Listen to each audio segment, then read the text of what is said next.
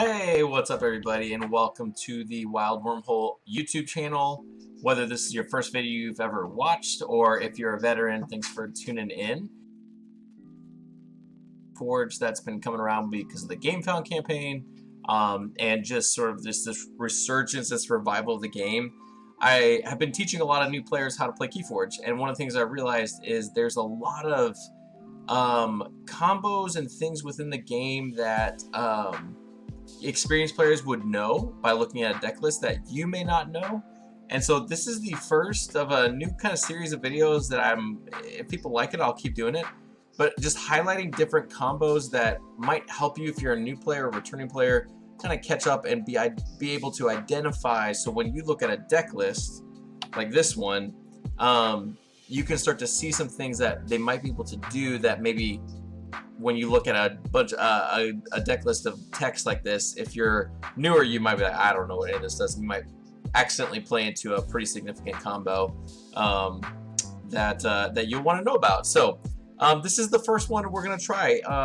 This is a video centered on one particular card called Tribute in the House of Saurian. So Tribute's a card that shows up in the Saurian house. Gives you an amber pip when you play it. It says play the most powerful creature friendly creature captures 2 amber. You may exalt that creature to repeat the preceding effect. So let's say I've got this guy out there, this Paraguardian with 6 power. He's the most powerful creature out there. I play Tribute, which comes over here. I get an amber just for playing Tribute. I capture 2 from the opposing player onto here, and then I can choose to exalt him, which means take from the common supply, throw it on here to repeat the preceding effect. So I would take 2 more right here.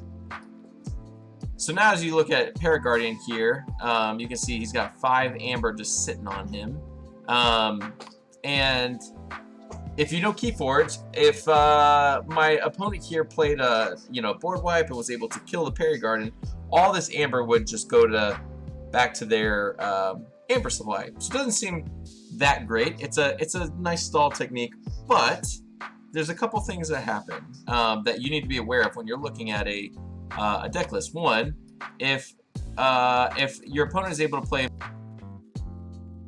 2 armor and gains destroyed, move each amber on this creature to the common supply. So bare minimum, if Scudam here is played on the Paraguardian, this 5 amber and the 4 that I just captured is just going away, and you don't get that back. So if you look at a deck list and see, oh, the Scudam's in there with Tribute, I should be aware that 4 of my amber might disappear unless I have a way around that destroyed effect, like Hysteria or something that bounces a creature back to the opponent's hand. But that's not necessarily the focus of this video. The focus is these 2 cards right here. So we'll start with Exile. So Exile is a deck that can show up with Tribute, and Exile gives you an amber pip when you play it. It says play, give control of a friendly creature to your opponent. So I could have just played Tribute, gotten all this amber. I play Exile, I get an amber just for playing it, and then I send this guy over to your side, and this goes over here. And all of a sudden, now all the amber I captured and the exalting is on your side. So all I gotta do is kill him, and then I get all this 5 amber in my on my side. So Tribute Exile is a significant little play that you could do.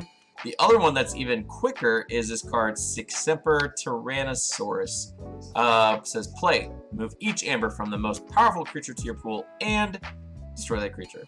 So again, Tribute says, the most powerful creature captures 2, capture 2, and the most powerful creature, move each from the most powerful creature to that pool. So I could Tribute onto here, I could Six Semper, kill him, get all this 5 amber right into my pool, just like this. Which is pretty significant little combo to just burst up 5 amber like that, and of course he goes away. Now, the cool thing about this is you could ward with stuff like Ancient Power. I don't know if this deck has stuff like, yeah, Ancient Power, so we can look, I'll show you this. So Ancient Power says ward each friendly creature with amber on it. So I could ward him, which protects him for the next time he takes damage or is removed.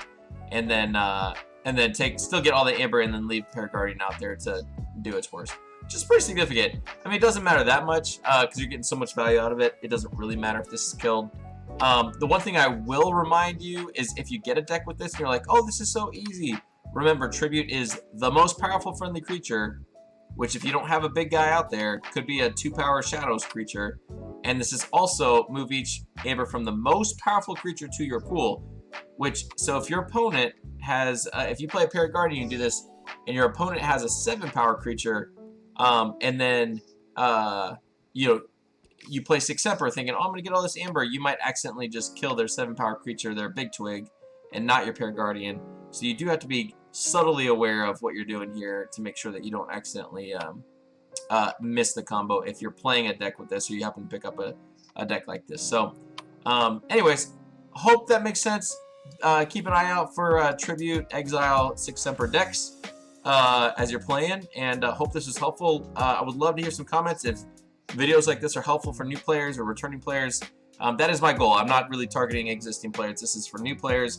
So if you feel like sharing this with a new player or a returning player, please do. And if people like it, there'll be more to come. Thanks for tuning in, guys. We'll see you in the next one.